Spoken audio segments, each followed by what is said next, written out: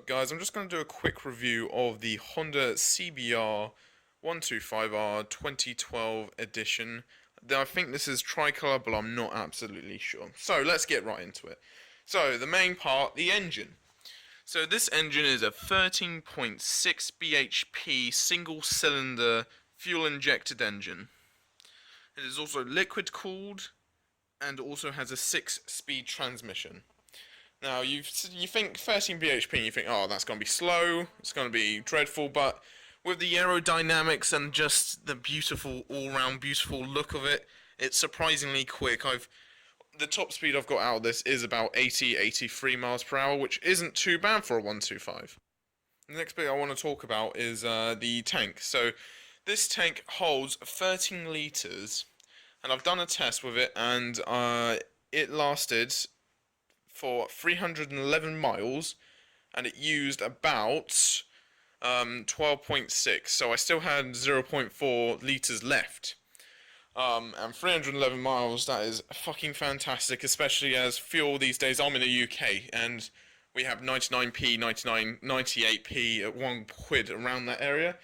So it only costs very little to fill up the tank. I usually fill up at around 10 quid-ish most of the time.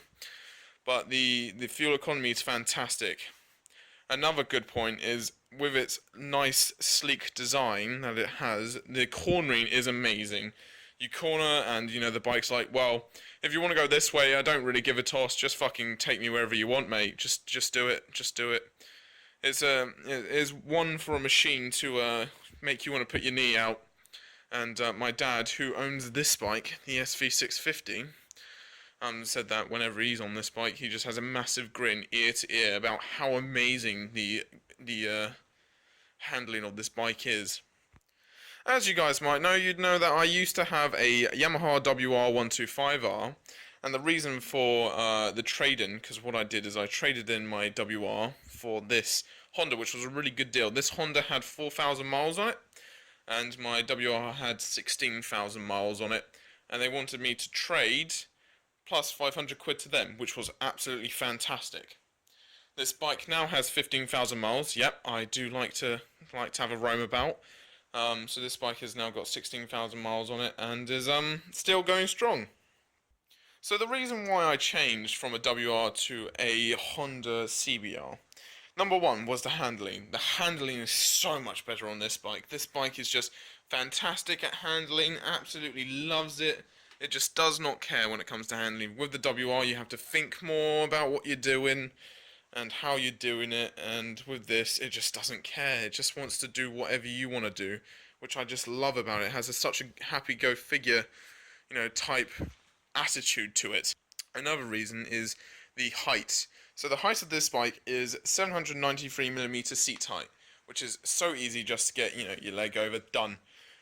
With the WI, it was a 920mm. So if you're a short rider, this bike is perfect for you. If a bit taller bike and maybe 6 foot, over 6 foot, then you might find this might be a little bit too cramped. But I find it's a very nice upright position as well. It's not bad at all. I don't really get any pains.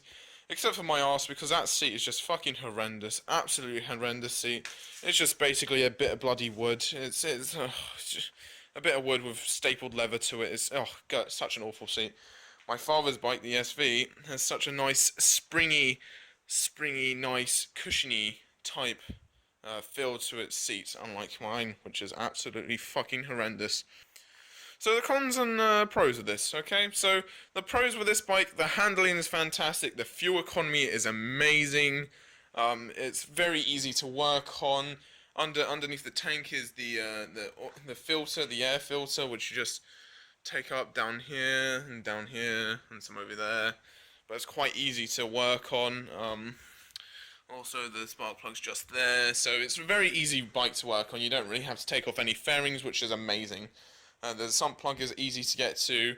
I've done all my work on this bike myself, and to be honest, it is one of the most easiest bikes I've worked on. Much better than one of my friends who has a R125, and that's just fairings all over the shop, and you have to just take them off to do a simple oil change. So what about the cons of this bike? Right, so the cons that I find is the seat. The seat is awful. This seat is amazingly shite. I hate it. I had to do a very long trip where I had to use a cushion from the settee, which I'll put a picture in now. And another con of this bike is there was two times where this bike let me down. One of them was not the bike's fault; it was dealer fault. They said, "Oh yeah, we'll give this bike a service." 2 days later, after I'd done about, I don't know, probably not 2 days, probably a week or so, I did 1,000 miles because new bike, so you have to break it in yourself, and the bike just completely cut out. Didn't want to start. Every time I had to leave it for a while, and then it started. And I looked and I saw, this must be some sort of spark plug or a HT lead or something. Looked at it. Luckily, this bum compartment here is massive. I have a toolbox of my own down there and a disc lock. It is an amazing, fantastic seat, undercovered storage here, so it does fit a lot in there. So with the dealer thing, what happened is they said that they replaced the oil and everything and did all of it for me, but they lied. The spark plug looked like it hadn't actually been changed from new, so the spark plug was long overdue. It was not a normal Chinesey shitty spark plug, which is just pure shite. Also, another plus that I can give you people, if you do have one of these bikes, my suggestion is definitely go for the NGK CR9. They are an amazing spark plug for this. It runs a little hotter than other ones, but to be honest, I think the CR8 is a bit shit compared to the CR9. And if you can get Iridium, they are fantastic as well. 20k miles, and it still keeps going. I've had the NGK CR9E, I think X at the end of it. That's lasted me for 6,000 miles, no problems whatsoever. So back to the dealer, yeah, so they basically lied, said that they did that, but, I got my toolbox out, found out that it was really shit, needed Dad to come along, give me a spark plug, and I was back on the road again. Once I got home, I didn't trust them anymore, and I changed the engine oil and everything else just in case, because, if they lied about one thing, what else are they going to lie about, right?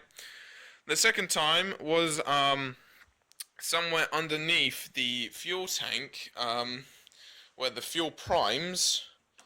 When it primes, it has make a zzz type noise whenever you turn on the bike.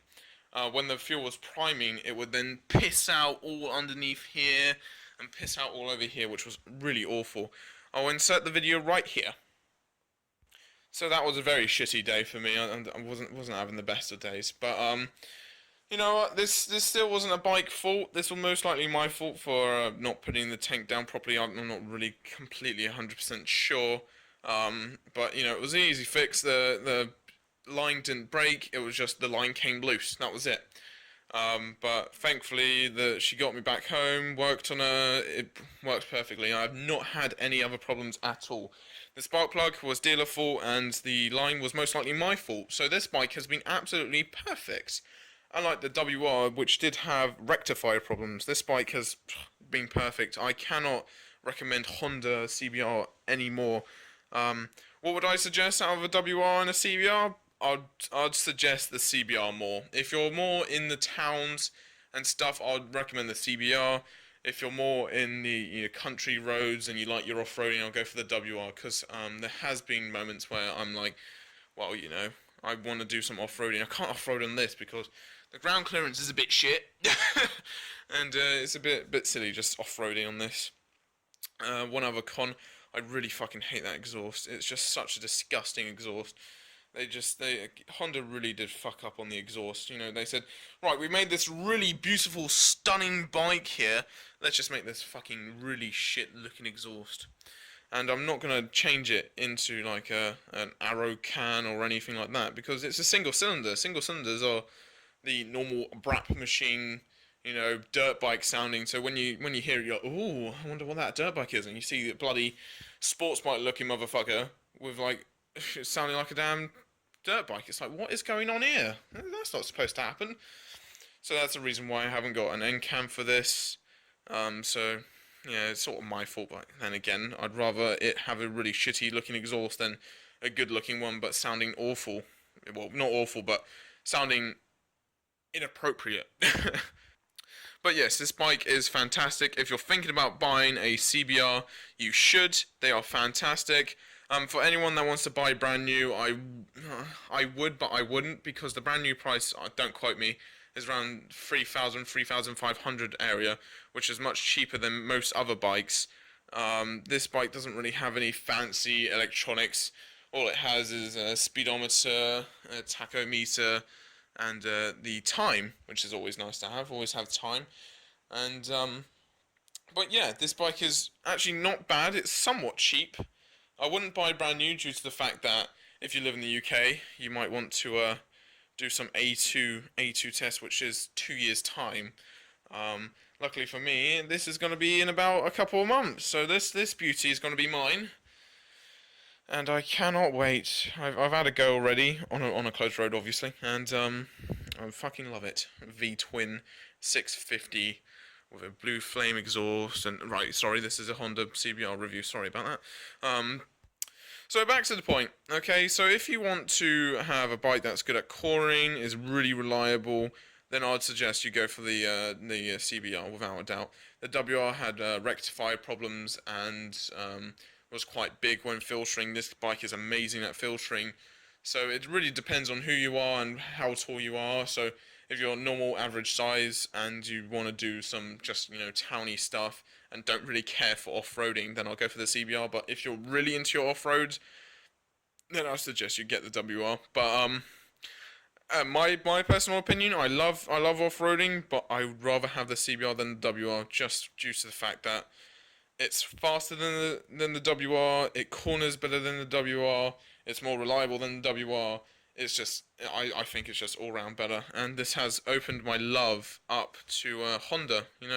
I think that Honda are a great company, and they really knocked this out on the head. It's quite a beautiful bike. Exhaust has something to work on, but apart from that, really stunning bike. And that's it, guys. So what I'll do is I'll leave some photos at the end of the video, like I did for the WR. I seem to classify myself as a pro photographer, but yeah, I'll just leave some beautiful, stunning photos, because I know it's a bit boring listening to me for about 13 minutes rambling on about a bloody bike, a 125 as well. But yeah, so it's an amazing bike. Only cons that I've had is I don't like the exhaust and I don't like the seat. But the pros of it: good handling, good fuel economy, good under-seat storage over there. Also very easy to work on, very cheap, very reliable.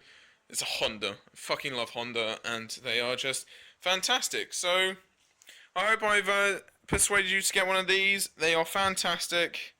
I wouldn't suggest buying brand new if you're doing an A2 test. However, if you're buying this and keeping this for 5 years, I would suggest buying brand new. So yeah, that's about it, guys. I hope you've enjoyed the review, and I hope you have a very nice day. Right, and see you later, guys.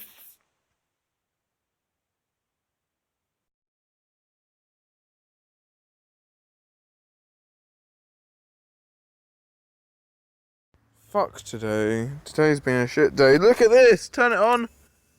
Piss it out. Way fucking.